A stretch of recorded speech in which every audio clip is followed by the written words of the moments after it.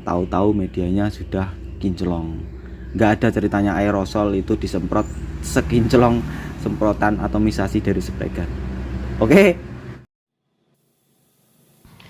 Assalamualaikum warahmatullahi wabarakatuh. Berjumpa lagi bersama saya di channel Bayu Airbrushlur. Oke, di video ini kita langsung masuk di settingan spray gun. Untuk settingan spray gun di sini fluid saya pakai di 3 putaran, dan untuk fan pattern saya pakai di 1 putaran. Kenapa?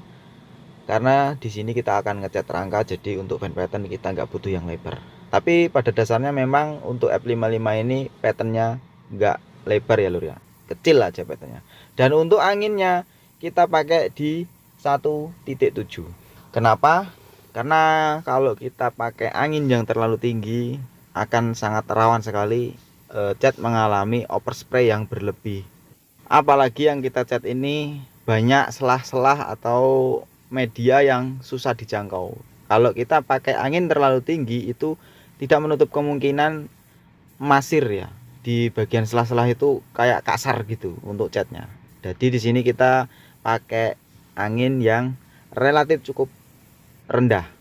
Oke lur, untuk teknik pengecatan seperti biasa dari titik A ke titik B, 1 layer, kembali lagi seperti itu ya lur. Jangan loncat sana loncat sini kayak katak. Karena kalau kita loncat sana loncat sini nggak beraturan, itu kita nggak tahu tingkat kerataan dari film yang kita inginkan. Dan untuk bahan yang kita pakai ini adalah jenis PU. Nanti kita jeda 20 menit, kita langsung naikkan ke pengekliran ya lur ya. Karena kalau kita jedanya terlalu lama, kemungkinan besar cat itu akan mengeras dan clear yang akan kita aplikasikan itu nggak mampu merekat dengan sempurna. Untuk clearnya di sini saya pakai MS 4100 dari Nikon, perbandingannya 4:1 banding 10%. Untuk thinner kenapa saya kasih agak sedikit banyak, karena ini cuaca lumayan panas. Jadi kalau kita kurang pemakaian thinner itu akan mengakibatkan satu, misalnya clearnya jadi masir ya, semprotannya itu kering, terus hasilnya bisa juga ngedrop karena untuk clearnya ini jenisnya fast dry, cepet kering, jadi kita butuh reducer yang lumayan membantu ya lur ya untuk memperlambat pengeringan. Oke lur, seperti biasa setelah mixing rasio kita masukkan spray gun, usahakan disaring ya lur supaya menjaga ada kotoran yang tidak terlihat. Oke ya lur, untuk pengaplikasian clearnya ini saya menggunakan Meiji yang Finer Force tipe T. Untuk fan pattern saya buka 1,5, untuk fluid saya kurangi di 3 ulir.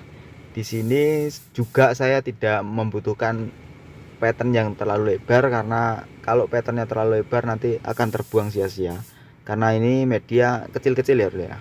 Dan untuk angin saya juga pakai di ukuran 1.8 di bawah 2 bar. Kenapa? Karena kita akan pakai teknik seperti menyiram tanaman ya lur. Kenapa saya bilang teknik ini seperti menyiram tanaman? Sebenarnya bukan teknik ya, cuman gaya semprot aja. Jadi kita tinggal arahkan saja spray gun, mana yang mau disemprot kita arahkan saja di bagian-bagian, terutama bagian-bagian selah-selah yang susah dijangkau oleh spray gun. Nah kalau memang ini clearnya pinter, walaupun kita semprotannya asal basah saja, nanti akan menata dengan sendirinya. Tapi untuk teknik ini tidak meninggalkan overlap yang rapi ya. Untuk semprotannya kita tetap usahakan rapi, namun yang membedakan ketika kita memasuki media atau bagian-bagian yang susah dijangkau, kita akan semprotkan saja di bagian-bagian itu sampai kelihatan basah, dan nanti kita akan tunggu kalau misalnya sudah memasuki masa flow time, dia akan menata dengan sendirinya. Jadi untuk pengertiannya seperti itu ya lur ya. Dan sedikit penjelasan dari saya, ketika dulur-dulur lagi nge-clear, misalnya kelihatan jeruk, kelihatan waktu pertama itu jeruk masih basah gitu, jangan panik ya, jangan panik. Jangan langsung ditimpa untuk dapetin apa istilahnya yang dibilang orang-orang flat. Itu jangan dulu. Biarkan aja dulu. Nanti kalau memang itu clear pinter, dia akan menata dengan sendirinya. Tapi kalau memang ada kesalahan lain, mungkin jerukan itu nggak bisa hilang. Nah, nanti ketemunya di clear coat correction, jadi bisa dikoreksi lagi setelah kering ya lur ya. Jangan asal timpa terus untuk dapetin flat yang diinginkan, tapi nggak mikirin film yang sudah dihasilkan. Nanti kalau ketebelan itu bisa, tidak menutup kemungkinan bisa menjadi trouble, misalnya delewer, misalnya jadi popping, misalnya berbuih gitu, nanti jadi mata ikan. Nah, di situ kesalahan yang sering terjadi. Oke, untuk teknik pengeklirannya tetap kita pakai alur ya. Jadi dari titik A kita misalnya ambil dari bawah menuju ke sela-sela bagian, kita selesaikan dulu, baru lanjut ke bagian yang mudah dijangkau. Terus untuk teknik pengeklirannya di sini saya pakainya 2 layer langsung kenyang, 2 layer langsung basah ya. Jadi untuk pertama basah, kedua saya tambah basahi lagi. Kenapa saya buat 2 layer langsung kenyang? Karena di sini saya tidak mau kecurian atau kecolongan. Karena di sini rangka itu banyak sekali selah-selahnya. Kalau kita sampai ngeklirnya nggak dibasahi dengan secara cepat atau secara langsung, itu biasanya bagian-bagian yang sudah disemprot kalau kena overspray itu tidak menutup kemungkinan menjadi seperti apa ya, kering. Semprotan selah-selahnya itu ada yang kering gitu, jadi saya nggak mau kecolongan seperti itu. Oke lur, untuk pengekliran 2 lapis tapi kenyang ya lur. Jadi untuk mendapatkan film yang lumayan tebel dan juga ingin mendapatkan hasil yang maksimal ya lur ya. Karena kalau kita rangka itu jangan sampai ada trouble lah ya. Kalau bisa jangan sampai ada trouble. Kalau misalnya delewer saja ya, jangan ada buihnya, itu masih aman, bisa kita poles atau kita flow coat lagi. Tapi kalau sudah ketemu popping itu masya Allah luar biasa mumetnya lur. Karena ini rangka bikin males, udah berat baru selah-selahnya atau posisi-posisinya itu sangat bikin males. Keadaan ngamplasnya juga harus benar-benar lurus, benar-benar detail ya lur. Kalau medianya lebar aja mungkin enak lah ya, tapi kalau medianya kecil-kecil kayak gini, besinya kecil-kecil kayak gini, itu sebisa mungkin kita mencegah terjadinya trouble. Oke ya lur ya, cukup dulur-dulur perhatikan saja cara nyemprotnya. Siram, tapi tetap rapi ya, tetap usahakan rapi. Untuk overlapnya jarak jangan sampai jauh deket. Terus alur dari A ke B itu tetap konsisten ya lur ya, jangan loncat-loncat sana loncat sini, jadi nanti kita nggak tahu posisi mana yang sudah tebel, posisi mana yang masih tipis. Kalau kita ngeklirnya konsisten dari overlap, jarak tembak, mulai titik dari mana ketemunya kemana, pasti kita dapetin film yang konsisten. Untuk tingkat perataannya juga konsisten ya lur ya. Oke lur ya, di sini kita percepat saja biar nggak terlalu panjang lebar. Nanti kita akan bicara lagi untuk hasilnya. Karena tadi kita mulai ngeklirnya dari arem terus masuk ke rangka, nanti kita layer keduanya kita mulai dari arem lagi terus masuk rangka lagi. Jadi 2 lapis langsung jadi ya lur ya, tanpa jeda.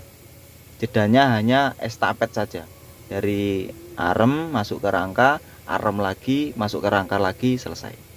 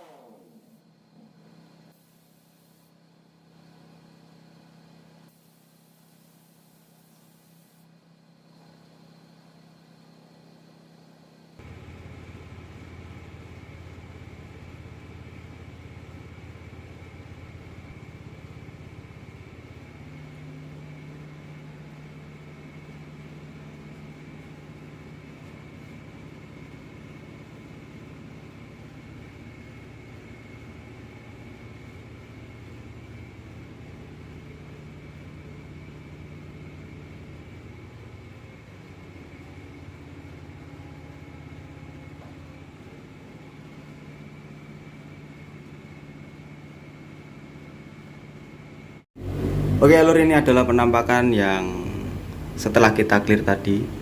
Ini after clear, after spray ya, masih basah. Silakan dulur-dulur nilai sendiri. Untuk hasilnya seperti ini lur. Tapi kalau untuk pengen lihat yang lebih detail, kira-kira besok pagi aja ya. Ini sudah sore hari. Nah, kalau kita mau paksa lihat sekarang ya, ini masih basah. Tapi kan lebih detailnya besok kita lihat hasilnya.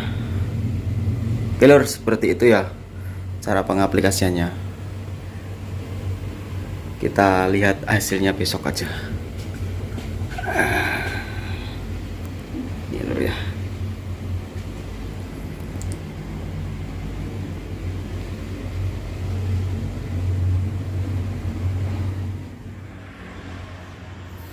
Oke ya lur ya, ini adalah keesokan harinya setelah kita pengekliran kemarin, masih basah dan di sini media sudah kering. Kita coba tampil apa adanya, karena kalau kita dalam proses kita tutup-tutupi itu akan nggak jadi sebuah pelajaran, malah menjadi sebuah penyesatan. Karena banyak sekali di luar sana media yang sudah diperbaiki, sudah dikoreksi, sudah dipoles, sudah divlogcoat, tiba-tiba ditampilkan di media, maksudnya di publik ya. Jadi yang ngikutin ekspektasinya ingin seperti yang di dalam video, ternyata dia tidak bisa mengikuti hasil yang sama seperti di dalam video. Akhirnya banyak sekali pertanyaan-pertanyaan, kenapa clearnya gini, kenapa clearnya gini. Karena di sini kita mencoba menampilkan apa adanya. Ini media hanyalah kering, belum diapa-apain ya, belum divlogcoat, belum di ibaratnya nggak dikoreksi. Kita coba tampilkan apa adanya ya, seperti ini hasilnya. Silahkan dulu-dulu nilai sendiri. Saya nggak mau ibaratnya membuat proses yang ditutup-tutupi. Coba tampil apa adanya dengan proses apa adanya, dan pengikutnya juga, yang ngikutin juga bisa mengikuti proses yang ada. Jadi kita tidak mau menutup-nutupi ya lur ya. Untuk dulur-dulur pemula juga harus pintar-pintar melihat bahwasanya itu prosesnya seperti apa, kok bisa seperti itu. Karena banyak sekali pemain-pemain di luar sana yang nggak mau jujur dengan prosesnya, yang tahu-tahu medianya sudah kinclong. Nggak ada ceritanya aerosol itu disemprot sekinclong semprotan atomisasi dari spray gun.